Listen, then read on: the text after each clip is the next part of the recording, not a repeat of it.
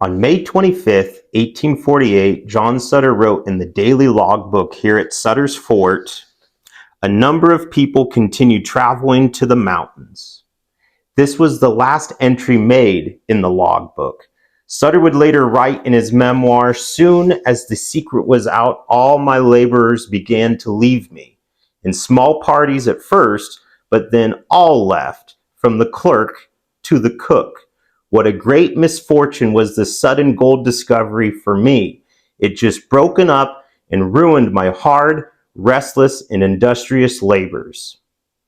People from all around California started to travel to Coloma after Sam Brandon published in the California Star newspaper in San Francisco in April 1848 about gold found on the American River. It was not long before the world rushed in for what would become one of the largest migrations in history, the California Gold Rush. With a vacant fort, Sutter started to rent out rooms within the complex to enterprising merchants who would sell goods and services to incoming gold seekers on the way to the gold region. By the end of 1848, after the transfer of property to his son, John Sutter Jr., sections of the fort started to be sold to merchants. Some of the businesses included Priest Lee and Company, who sold mining equipment in the northeast corner of the fort. Along the south wall was Dring's Dry Goods Store. Next to that was Peter Slater's Saloon, and a hospital was in the southeast bastion.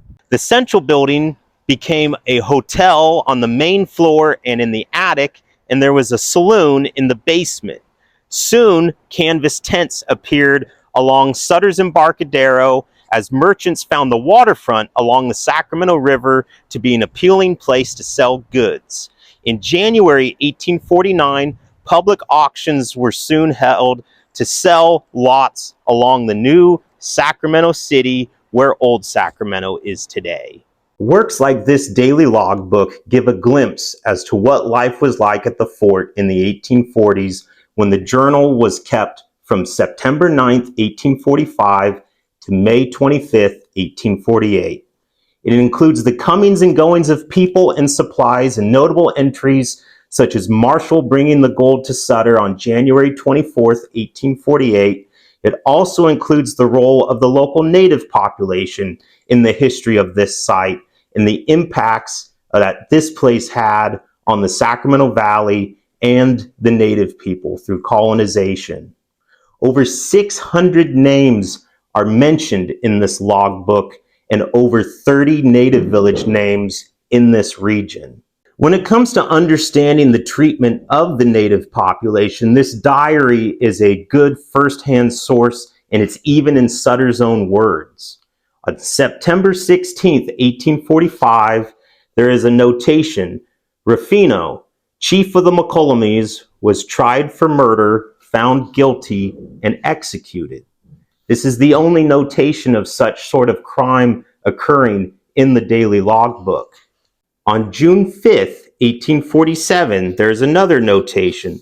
The prisoner broke out of the prison, but was caught in the evening by Baptiste, put in irons, and put in prison again.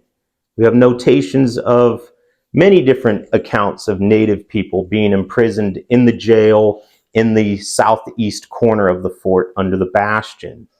You have July 11th, 1847, punished a native woman named Molte by cutting her hair for bad conduct.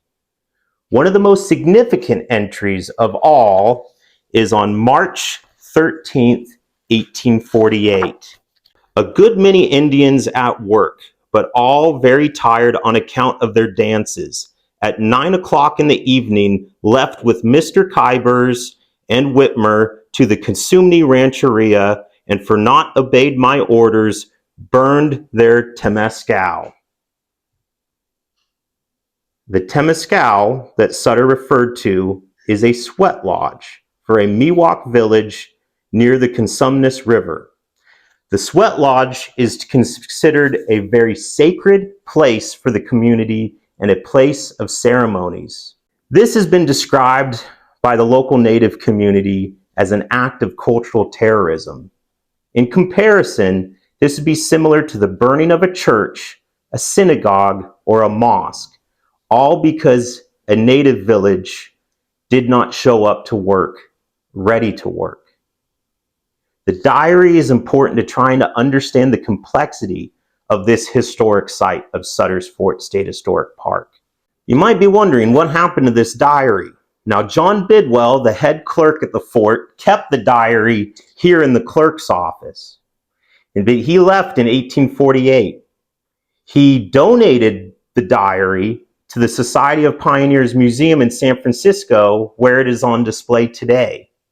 In March 1939, the Grabhorn Press, a fine arts printing office in San Francisco, transcribed and letterpress printed 950 copies of this logbook and published it as the new Helvetia Diary. It was printed using mid-19th century printing techniques, which included printing with a Charles Foster and Brother manufactured Washington hand press. This press is on display today at the Sacramento History Museum in Old Sacramento, and I'm lucky to personally own one of the 950 copies of the new Helvetia Diary.